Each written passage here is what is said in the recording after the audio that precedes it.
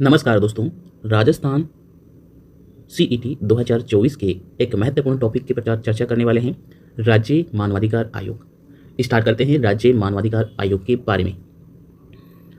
सबसे पहले हम लेते हैं राज्य मानवाधिकार आयोग में पहली स्क्रीन पर आया है हमारे सामने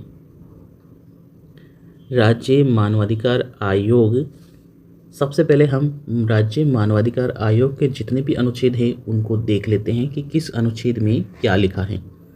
प्रत्येक अनुच्छेद में जो कुछ भी लिखा है वो सबसे पहले महत्वपूर्ण हो जाता है, क्योंकि अधिकतर क्वेश्चन डायरेक्टली पूछे जाते हैं और डायरेक्टली किस धारा में क्या लिखा है, किस धारा से किस तरह से क्वेश्चन पूछे जाएंगे वो सबसे पहले देखेंगे। तो सबसे पहला अनुच्छेद जो धारा है वो 21 होती है और 21 अनुच्छेद में राज्य मानवाधिकार आयोग का गठन किस प्रकार होता है, क्या होता है, वो यहाँ पर धारा 21 में लिखा है। नेक्स्ट है धारा 22। इसमें लिखा है राज्य आयोग के अध्यक्ष तथा अन्य सदस्यों की नियुक्ति। किस प्रकार से राज्य मानवाधिकार आयोग का अध्यक्ष बनेगा और उनकी नियुक्ति किस प्रकार से की जाएगी, कौन इसकी नियुक्ति करेगा, ये धारा 22 में लिखे हैं। धारा 23 में राज्य आयोग के सदस्यों को हटाने का प्रावधान है, यानी कि राज्य आयोग के सदस्यों का हटाना यहाँ पर धारा 23 में होगा। धारा 24 में होगा राज्य आयोग के सदस्यों की पदावधि, यानी कि जो कार्यकाल होता है उनके सदस्यों का कितना कार्यकाल होगा, ये किस में लिखा होगा, धारा 24 में। धारा 25 में लिखा है कुछ परिस्थितियों में सदस्य द्वारा अध्यक्ष के रूप में कार्य करना अथवा उनके कार्यों का निर्वहन, यानी कि कुछ ऐसी परिस्थितियां आ जाती हैं जब अध्यक्ष उपस्थित नहीं होता है या किसी कारण से नहीं होता है पद पर, तो उस स्थिति में सदस्य उनका कार्य का वहन करते हैं और निर्वहन करते समय ये हमारे धारा 25 में लिखा है।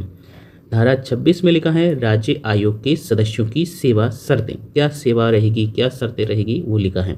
धारा 27 में लिखा है राज्य आयोग के अधिकारी व अन्य कर्मचारी। धारा 28 में है राज्य आयोग के वार्षिक प्रतिवेदन, यानी कि वार्षिक रिपोर्ट, एनुअल रिपोर्ट। धारा 29 में लिखा है धारा 10(2) के अंतर्गत राजस्थान राज्य। तो ये प्रमुख धाराएं हैं जो परीक्षा में पूछी जाती है। धारा 21 से लेकर धारा 29 तक यहाँ पर हैं। धारा 21 में गठन के प्रावधान है। धारा 22 में सदस्यों की अध्यक्ष की नियुक्ति है। धारा 23 में सदस्यों को किस प्रकार से पद से हटाया जाएगा।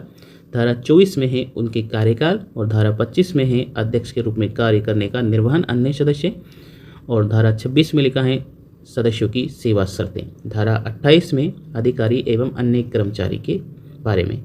धारा 28 में वार्षिक प्रतिवेदन और धारा 29 में 10 के अंतर्गत राजस्थान राज्य। तो आज हम देखेंगे उनको अब स्टार्टिंग से क्या क्या है।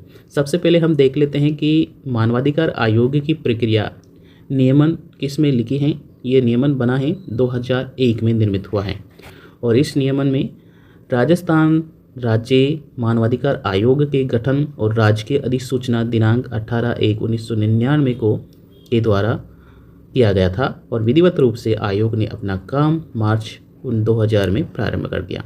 तो यहाँ पर ये आयोग का जो गठन हुआ था ये हुआ था 18 जनवरी 1999 को, लेकिन इसने विधिवत रूप से अपना कार्य मार्च 2000 से प्रारंभ किया है।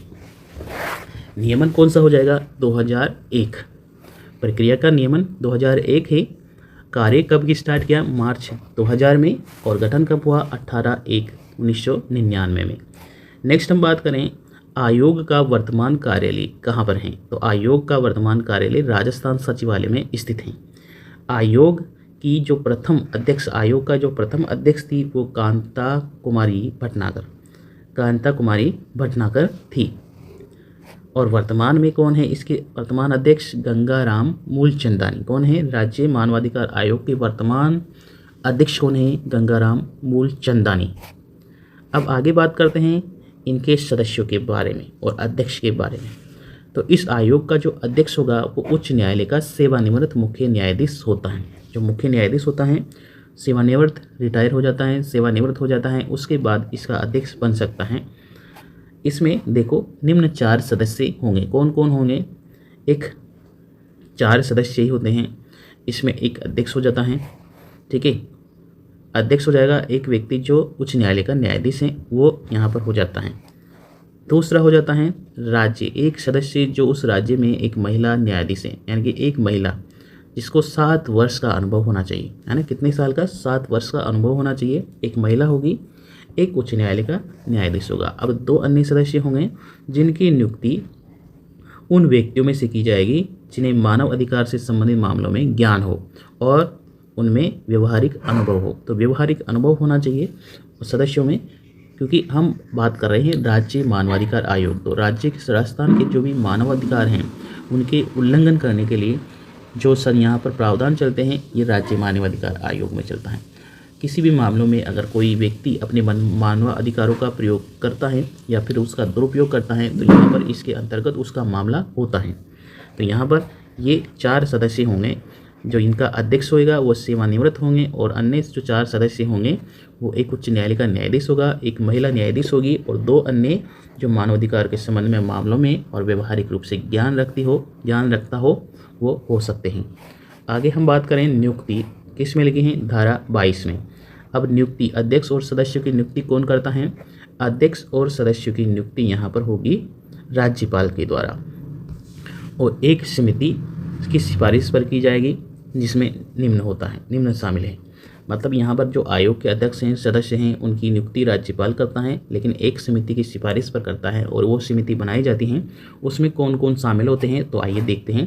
पहला तो मुख्यमंत्री होगा जो अध्यक्ष होगा, उस समिति का पहला अध्यक्ष होगा मुख्यमंत्री। दूसरा होगा सदस्य उस राज्य का गृह मंत्री, और तीसरा होगा विधानसभा के अध्यक्ष, विधानसभा का अध्यक्ष होगा वो सदस्य होगा, और चौथा विधानसभा के विपक्ष का नेता सदस्य होगा, और 5वां है विधान परिषद। यदि कोई भी राज्य में विधान परिषद है, जैसे राजस्थान में विधान परिषद नहीं है तो नहीं होगा, और अगर हैं किसी राज्य में तो विधानसभा का जो विधान परिषद है उसका सभापति और विधान परिषद का जो विपक्ष का नेता है वो भी सदस्य होंगे।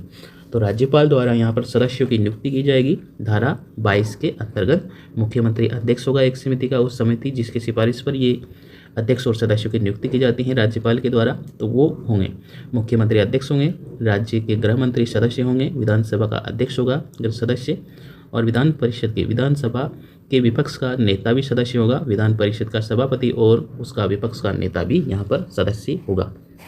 चलिए आगे देखते हैं आयोग के सदस्य की पदावधि, धारा 24 में। अब इसमें लिखा है उसकी पदावधि कितने साल की होगी। तो सदस्यों की और व्यक्ति के अध्यक्ष की नियुक्ति होती है, तो अध्यक्ष के रूप में जो व्यक्ति काम करता है, जो न्यायाधीश होता है, उसकी यहाँ पर इस आयोग के जो सदस्य होंगे उसका कार्यकाल कितना होता है। तो अध्यक्ष के रूप में नियुक्त व्यक्ति उस दिनांक से जिसको वह अपने पद का प्रयोग करता है, मतलब जिस दिन से उसने आयोग का अध्यक्ष का पद संभाला है, वहाँ से 5 वर्ष की अवधि के लिए, या फिर जब तक 70 वर्ष की आयु नहीं होगी तब तक, उसमें जो भी पूर्व में हो पद पर धारित रहता है। मतलब जो अध्यक्ष होगा वो या सदस्य होंगे वो अपने पद पर प्रवेश करेगा, यानी कि पद संभालेगा जिस दिन से उस दिन से 5 वर्ष या 70 वर्ष, जो भी दोनों से पहले हो जाएगा वो यहाँ पर होंगे उनका कार्यकाल। यदि मान लीजिए किसी ने पद संभाला और उसको 4 वर्ष हुए और वह 70 वर्ष का हो गया है, तो 70 वर्ष के बाद वो रिटायर होगा, क्योंकि एज मैक्सिमम लिमिट होती है एज की 70 वर्ष, और 70 वर्ष के पहले यहाँ पर 5 वर्ष कंप्लीट नहीं हुए और 70 वर्ष कंप्लीट हो गए हैं, तो यहाँ पर 70 हैं, यानी कि वो 4 साल में ही रिटायर हो जाएगा। यानी कि 5 वर्ष या 70 वर्ष जो भी दोनों में पहले हो वो जहाँ तक पद पर बना रहेगा। ये धारा 24 में उल्लेखित है। अगले हम बात करें, इसमें जो सदस्य होते हैं वो व्यक्ति भी दिनांक जिससे वह अपने पद पर प्रवेश करेंगे 5 वर्ष की अवधि के लिए धारित होगा, 5 वर्षों की दूसरी अवधि के लिए पुनर्निर्वाचित हो सकते हैं, यानी कि पुनः दोबारा उन्हें चुना जा सकता है अध्यक्ष सदस्य के रूप में। यदि वह कोई सदस्य 70 वर्ष की आयु प्राप्त करने के बाद पद धारण नहीं करेगा, अध्यक्ष की मृत्यु होने या त्यागपत्र देने के कारण या अन्य किसी कारण से पद रिक्त हो जाता है, तो राज्यपाल अधिसूचना द्वारा सदस्यों में से किसी एक को अध्यक्ष के रूप में कार्य करने के लिए उस रिक्त को भरने के लिए नए सदस्य की नियुक्ति के रूप में प्राधिकृत होगा। मतलब यदि कोई सदस्य हैं वो 5 वर्ष या 70 वर्ष जो भी दोनों में से कम हो वो वहाँ तक पद पर रहेगा, लेकिन एक सदस्य को 5 वर्ष के बाद दोबारा सदस्य के रूप में बनाया जा सकता है। और यहाँ पर यह भी लिखा है कि अगर यदि अध्यक्ष की मृत्यु 5 वर्ष के पहले हो जाती है या 70 वर्ष के पहले हो जाती है या फिर उसका पद रिक्त हो जाता है किसी कारण से या त्याग पत्र दे देता है, तो बची हुई सदस्यों में से राज्यपाल एक अधिसूचना जारी करके उसमें से एक को अध्यक्ष पद पर बना सकता है। तो यहाँ पर ये भी लिखा है धारा 24 में। नेक्स्ट हम बात करें शर्तों के बारे में। तो राज्य के सदस्यों की शर्तें धारा 26 में लिखा है। इसमें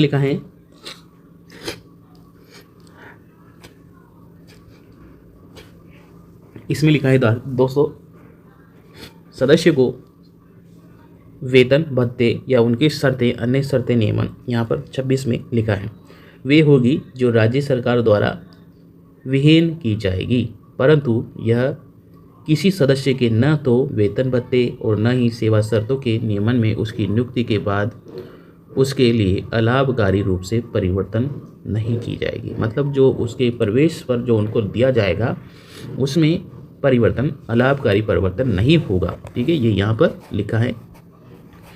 पद से हटाना, उपधारा 2 के उपबंध के अधीन रहते हुए राज्य आयोग के अध्यक्ष तथा सदस्य उस पद पर राष्ट्रपति के आदेश द्वारा उच्चतम न्यायालय के निर्देश दिए जाने पर उच्चतम न्यायालय के द्वारा संबंधित विधिन प्रक्रिया के द्वारा जांच की रिपोर्ट के आधार पर अध्यक्ष व सदस्य की यथास्थिति को किसी सिद्ध कदाचार और अक्षमता के आधार पर पद से हटाया जा सकता है।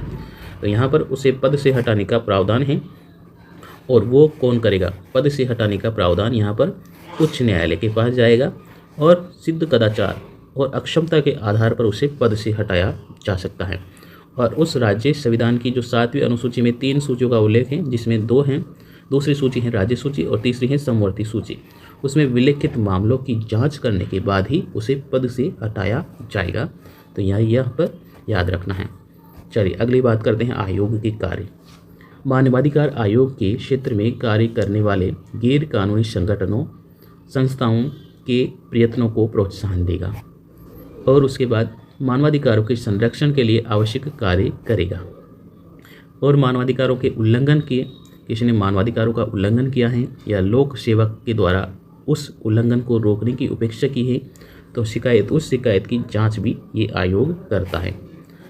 चलिए आगे देखते हैं। आयोग के पास सिविल कोर्ट के समान सभी अधिकार और शक्तियाँ होती हैं। इसका चरित्र भी न्यायिक होता है और न्यायिक आयोग के पास मानवाधिकार उल्लंघन से संबंधित शिकायतों की जांच हेतु एक स्वयं की जांच दल होगी और आयोग मुख्यतः एक सलाहकारी होता है।